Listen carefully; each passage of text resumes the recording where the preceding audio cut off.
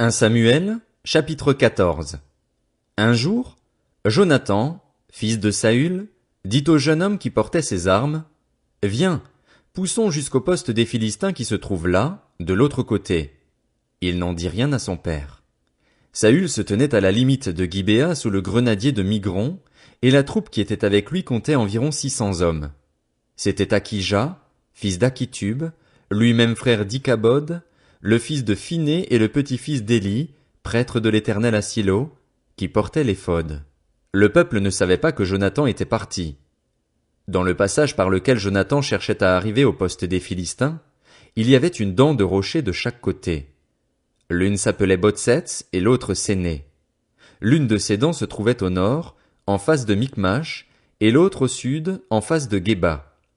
Jonathan dit au jeune homme qui portait ses armes, « Viens, poussons jusqu'au poste de ces incirconcis. Peut-être l'Éternel agira-t-il pour nous. » En effet, rien ne peut empêcher l'Éternel de sauver, que ce soit au moyen d'un petit ou d'un grand nombre.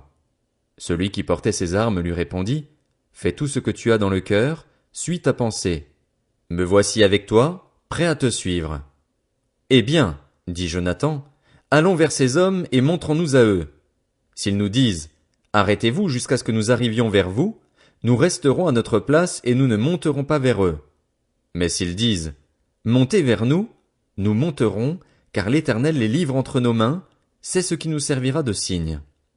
Ils se montrèrent tous les deux au poste des Philistins, et les Philistins dirent, voilà que les Hébreux sortent des trous où ils se sont cachés. Les hommes du poste s'adressèrent ainsi à Jonathan et à son porteur d'armes, montez vers nous et nous vous ferons savoir quelque chose. Jonathan dit à son porteur d'armes, monte après moi, car l'Éternel les livre entre les mains d'Israël. Jonathan monta en s'aidant des mains et des pieds, et son porteur d'armes le suivit. Les Philistins tombaient devant Jonathan et son porteur d'armes donnait la mort derrière lui. Dans ce premier combat, Jonathan et son porteur d'armes tuèrent une vingtaine d'hommes sur un espace limité. La terreur gagna le camp, la région et tout le peuple. Le poste et ceux qui semaient la dévastation furent eux aussi terrifiés. La terre se mit de plus à trembler. Cela devint une terreur divine. Les sentinelles de Saül qui se trouvaient à Gibéa de Benjamin virent que c'était la débandade générale parmi la foule des Philistins. Alors Saül dit au peuple qui était avec lui, « Faites donc l'appel et voyez qui nous a quittés. » Ils firent l'appel et l'on vit qu'il manquait Jonathan et son porteur d'armes. Saül dit à Akija, « Fais approcher l'arche de Dieu. » En effet, ce jour-là, l'arche de Dieu était avec les Israélites. Pendant que Saül parlait aux prêtres, l'agitation allait toujours en augmentant dans le camp des Philistins. Saül dit au prêtre, « Retire ta main. » Puis Saül et tout le peuple qui était avec lui se rassemblèrent et s'avancèrent jusqu'au lieu du combat. Alors les Philistins tournèrent l'épée les uns contre les autres dans un très grand trouble. Il y avait des Hébreux parmi les Philistins, comme c'était le cas depuis longtemps. Ils étaient montés avec eux dans le camp où ils se trouvaient dispersés. Ils se joignirent aux Israélites qui étaient avec Saül et Jonathan. Tous les hommes d'Israël qui s'étaient cachés dans la région montagneuse d'Éphraïm apprirent que les Philistins prenaient la fuite et se mirent aussi à les poursuivre dans la bataille. L'Éternel délivra Israël ce jour-là, et le combat se prolongea plus loin encore que Beth-Aven. La journée fut fatigante pour les Israélites. Saül avait lié le peuple par serment en disant, « Maudit soit l'homme qui prendra de la nourriture avant le soir, avant que je me sois vengé de mes ennemis. » Et personne n'avait pris de nourriture. Tout le peuple était arrivé dans une forêt où il y avait du miel à la surface du sol. Lorsque le peuple entra dans la forêt, il vit le miel qui coulait, mais personne ne porta la main à la bouche, car le peuple respectait le serment. Quant à Jonathan, il ignorait le serment que son père avait fait faire au peuple. Il avança le bout du bâton qu'il avait à la main, le plongea dans un rayon de miel et ramena la main à la bouche, et sa vue devint claire. Alors quelqu'un du peuple lui adressa la parole et dit, « Ton père a fait jurer le peuple en disant, « Maudit soit l'homme qui prendra de la nourriture aujourd'hui. » Et le peuple est épuisé. Jonathan dit, « Mon père fait du tort au peuple. Regardez donc comme ma vue est devenue claire du fait que j'ai goûté un peu de ce miel. Si aujourd'hui le peuple avait mangé du butin qu'il a trouvé chez ses ennemis, la défaite des Philistins n'aurait-elle pas été plus grande? » Ce jour-là, ils portèrent des coups aux Philistins depuis Micmash jusqu'à Ajalon. Le peuple était très fatigué, et il se jeta sur le butin. Il prit des brebis, des bœufs et des veaux, les égorgea à même le sol et en mangea avec le sang. On le rapporta à Saül en disant, « Le peuple pèche contre l'Éternel en mangeant de la viande avec le sang. » Saül dit, « Vous commettez un acte d'infidélité. Roulez immédiatement une grande pierre vers moi. » Puis il ajouta, « Dispersez-vous parmi le peuple et ordonnez à chacun de m'amener son bœuf ou sa brebis et de l'égorger ici. Ensuite vous pourrez manger, et vous ne pécherez pas contre l'Éternel en mangeant la viande avec le sang. » Pendant la nuit, chaque membre de la troupe amena son bœuf afin de l'égorger sur la pierre. Saül construisit un autel pour l'Éternel. Ce fut le premier autel qu'il construisit en l'honneur de l'Éternel. Saül dit, « Descendons cette nuit à la poursuite des Philistins. Pillons-les jusqu'au matin, sans laisser de survivants. » Les Israélites répondirent, « Fais tout ce qui te semblera bon. » Alors le prêtre dit, « Approchons-nous ici de Dieu. » Saül consulta Dieu. « Dois-je descendre à la poursuite des Philistins? Les livreras-tu entre les mains d'Israël? » Mais l'Éternel ne lui donna aucune réponse ce jour-là. Saül dit, « Approchez-vous ici, vous tous, les chefs du peuple. Faites des recherches et voyez quel péché a été commis aujourd'hui. En effet, l'Éternel, le libérateur d'Israël, est vivant. Même si mon fils Jonathan en est l'auteur, il mourra. » Dans tout le peuple, personne ne lui répondit. Saül dit à tout Israël, « Mettez-vous d'un côté, et mon fils Jonathan et moi, nous serons de l'autre. » Le peuple dit à Saül, « Fais ce qui te semblera bon. » Saül dit à l'Éternel, « Dieu d'Israël, fais connaître la vérité. » Jonathan et Saül furent désignés, et le peuple fut libéré. Saül lui dit, « Raconte-moi ce que tu as fait. » Jonathan le lui raconta. Il dit, « J'ai goûté un peu de miel avec le bout du bâton que j'avais à la main. Me voici, prêt à mourir. » Saül dit, « Que Dieu me traite avec la plus grande sévérité si tu ne meurs pas, Jonathan. » Le peuple dit à Saül, « Quoi? Jonathan mourrait, lui qui a accompli cette grande délivrance en Israël? Certainement pas. L'Éternel est vivant. Pas un cheveu de sa tête ne tombera à terre, car c'est avec Dieu qu'il a agi aujourd'hui. » Ainsi, le peuple sauva Jonathan et il ne mourut pas. Saül cessa de poursuivre les Philistins et ceux-ci partirent chez eux. Après avoir pris possession de la royauté sur Israël, Saül fit de tous côtés la guerre à tous ses ennemis, aux Moabites, aux Ammonites, aux Édomites, aux rois de Tsoba et aux Philistins. Et partout où il se tournait, il était vainqueur. Il montra sa force, battit Amalek et délivra Israël de l'oppression de ceux qui le pillaient. Les fils de Saül étaient Jonathan, Jishvi et Malkishua.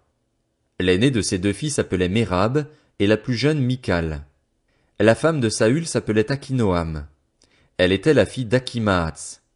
Le chef de son armée avait pour nom Abner. Il était le fils de Ner, l'oncle de Saül. Kis, le père de Saül, et Ner, le père d'Abner, étaient les fils d'Abiel. Pendant toute la vie de Saül, il y eut une guerre acharnée contre les Philistins. Dès que Saül apercevait un homme fort et vaillant, il le prenait à son service. 1 Samuel, chapitre 15.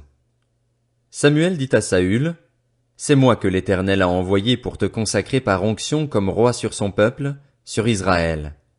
Écoute donc les paroles prononcées par l'Éternel. Voici ce que dit l'Éternel, le Maître de l'univers. Je me souviens de ce que les Amalécites ont fait à Israël lorsqu'ils lui ont barré le chemin à sa sortie d'Égypte. Va maintenant frapper les Amalécites. Vouer à la destruction tout ce qui leur appartient. Tu ne les épargneras pas et tu feras mourir hommes et femmes, enfants et bébés, bœufs et brebis, chameaux et ânes. » Saül convoqua le peuple et le passa en revue à Télaïm. Il y avait 200 000 fantassins ainsi que 10 000 hommes de Juda. Saül marcha jusqu'à la ville d'Amalek et plaça une embuscade dans la vallée. Il dit aux Kéniens, « Partez, retirez-vous, quittez les Amalécites afin que je ne vous fasse pas subir le même sort qu'à eux.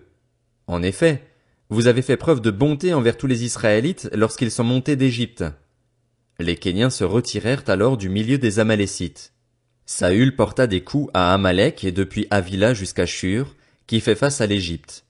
Il captura Agag, roi d'Amalek, vivant et il voua à la destruction tout le peuple en le passant au fil de l'épée. Mais Saül et le peuple épargnèrent Agag ainsi que les meilleures brebis, les meilleurs bœufs, les meilleures bêtes de la seconde portée, les agneaux gras et tout ce qu'il y avait de bon. Ils ne voulurent pas le vouer à la destruction. En revanche, ils exterminèrent tout ce qui était sans valeur et chétif. L'Éternel adressa la parole à Samuel. Je regrette d'avoir établi Saül pour roi, car il se détourne de moi et n'accomplit pas mes paroles. Samuel fut irrité et il cria à l'Éternel toute la nuit. Il se leva de bon matin pour aller à la rencontre de Saül. On vint lui dire, Saül s'est rendu à Carmel et il s'est érigé un monument. Puis il est reparti et, passant plus loin, il est descendu à Gilgal. Samuel se rendit vers Saül, et Saül lui dit, Sois béni de l'Éternel, j'ai accompli la parole de l'Éternel. Samuel dit, Qu'est-ce donc que ce bêlement de brebis qui parvient à mes oreilles et ce mugissement de bœufs que j'entends? Saül répondit, Ils les ont amenés de chez les Amalécites, parce que le peuple a épargné les meilleures brebis et les meilleurs bœufs afin de les offrir en sacrifice à l'Éternel, ton Dieu. Le reste, nous l'avons voué à la destruction. Samuel dit à Saül, Arrête, je vais te révéler ce que l'Éternel m'a dit cette nuit. Saül lui dit, Parle. Samuel dit, Alors que tu étais petit à tes propres yeux, n'es-tu pas devenu le chef des tribus d'Israël, et l'Éternel ne t'a-t-il pas désigné par onction pour que tu sois roi sur Israël? L'Éternel t'avait envoyé en disant, Va vouer à la destruction ces pécheurs que sont les Amalécites. Tu leur feras la guerre jusqu'à ce que tu les aies exterminés. Pourquoi n'as-tu pas écouté l'Éternel? Pourquoi t'es-tu jeté sur le butin et as-tu fait ce qu'il désapprouve? Saül répondit à Samuel, J'ai écouté l'Éternel et j'ai suivi la voie où il m'envoyait. Et j'ai ramené Agag, le roi d'Amalek, et j'ai voué les Amalécites à la destruction. Mais le peuple a pris sur le butin les meilleures brebis et les meilleurs bœufs qui devaient être consacrés, afin de les offrir en sacrifice à l'Éternel, ton Dieu, à Gilgal. Samuel dit, L'Éternel trouve-t-il autant de plaisir dans les holocaustes et les sacrifices que dans l'obéissance à sa voix? Non. L'obéissance vaut mieux que les sacrifices, et l'écoute attentive vaut mieux que la graisse des béliers. Oui, la révolte est aussi coupable que la divination, et la résistance au Seigneur est aussi fautive que le recours au téraphin. Puisque tu as rejeté la parole de l'Éternel, il te rejette lui aussi comme roi. Alors Saül dit à Samuel, J'ai péché, car j'ai enfreint l'ordre de l'Éternel et tes paroles. J'ai eu peur du peuple et je l'ai écouté. Maintenant, je t'en prie, pardonne mon péché, reviens avec moi et j'adorerai l'Éternel. Samuel dit à Saül, Je ne reviendrai pas avec toi, car tu as rejeté la parole de l'Éternel, et l'Éternel te rejette. Tu ne seras plus roi sur Israël. Alors que Samuel tournait le dos pour s'en aller, Saül l'attrapa par le pan de son manteau, qui fut arraché. Samuel lui dit, L'Éternel t'arrache aujourd'hui la royauté d'Israël et la donne à un autre, qui est meilleur que toi. Celui qui a la force d'Israël ne ment pas et n'éprouve pas de regrets, car il n'est pas un homme pour avoir des regrets. Saül répéta, J'ai péché. Maintenant honore-moi devant les anciens de mon peuple et devant Israël. Reviens avec moi et j'adorerai l'Éternel, ton Dieu. Samuel revint à la suite de Saül, et Saül adora l'Éternel. Puis Samuel dit, Amenez-moi Agag, le roi d'Amalek. Agag s'avança vers lui d'un air joyeux. Il se disait, Certainement, l'amertume de la mort s'est écartée. Samuel dit, De même que ton épée a privé des femmes de leurs enfants, de même ta mère sera privée d'un fils. Et Samuel mit Agag en pièces devant l'Éternel à Gilgal. Samuel partit pour Rama et Saül remonta chez lui à Gibéa de Saül. Samuel n'alla plus voir Saül jusqu'au jour de sa mort. En effet, il pleurait sur lui, parce que l'Éternel regrettait de l'avoir établi roi d'Israël. 1 Samuel, chapitre 16. L'Éternel dit à Samuel, Quand cesseras-tu de pleurer sur Saül? Je l'ai rejeté afin qu'il ne règne plus sur Israël. Remplis ta corne d'huile et pars. Je t'envoie chez Isaïe, le Bethléemite, car j'ai vu parmi ses fils celui que je désire pour roi. Samuel dit, Comment pourrais-je y aller? Saül la prendra et me tuera. L'Éternel dit, Tu prendras une génisse avec toi et tu diras, Je viens pour offrir un sacrifice à l'Éternel. Tu inviteras Isaïe au sacrifice. Je te préciserai ce que tu dois faire et tu désigneras par onction pour moi celui que je t'indiquerai. Samuel fit ce que l'Éternel avait dit et se rendit à Bethléem. Les anciens de la ville accoururent effrayés à sa rencontre et demandèrent, Ton arrivée annonce-t-elle quelque chose d'heureux? Il répondit, Oui, je viens pour offrir un sacrifice à l'Éternel. Consacrez-vous et venez avec moi au sacrifice. Il fit aussi consacrer Isaïe et ses fils et les invita au sacrifice. Lorsqu'ils entrèrent, il se dit, en voyant Éliab, « Certainement, celui que l'Éternel désigne par onction est ici devant lui. » Mais l'Éternel dit à Samuel, « Ne prête pas attention à son apparence et à sa grande taille, car je l'ai rejeté. » En effet, l'Éternel n'a pas le même regard que l'homme. L'homme regarde à ce qui frappe les yeux, mais l'Éternel regarde au cœur. Isaïe appela Abinadab et le fit passer devant Samuel.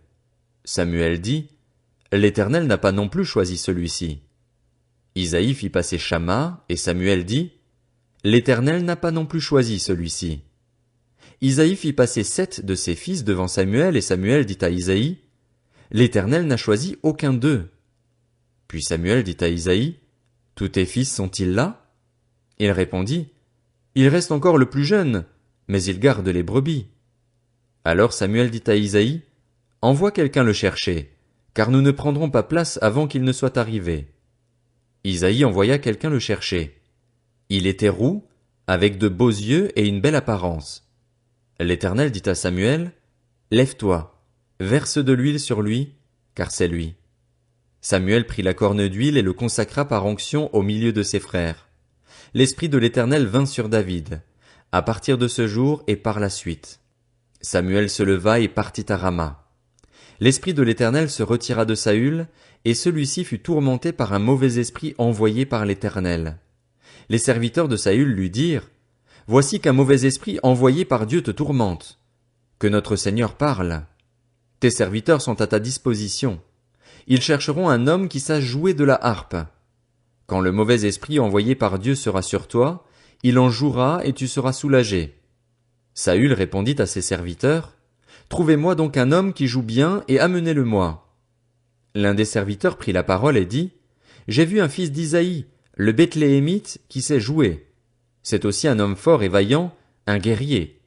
Il parle bien, a une belle apparence et l'Éternel est avec lui. » Saül envoya des messagers à Isaïe pour lui dire, « Envoie-moi ton fils David, celui qui est avec les brebis. » Isaïe prit un âne qu'il chargea de pain, d'une outre de vin et d'un chevreau, et il envoya tout cela à Saül par l'intermédiaire de son fils David. David arriva vers Saül et se présenta devant lui. Il plut beaucoup à Saül et il fut désigné pour porter ses armes.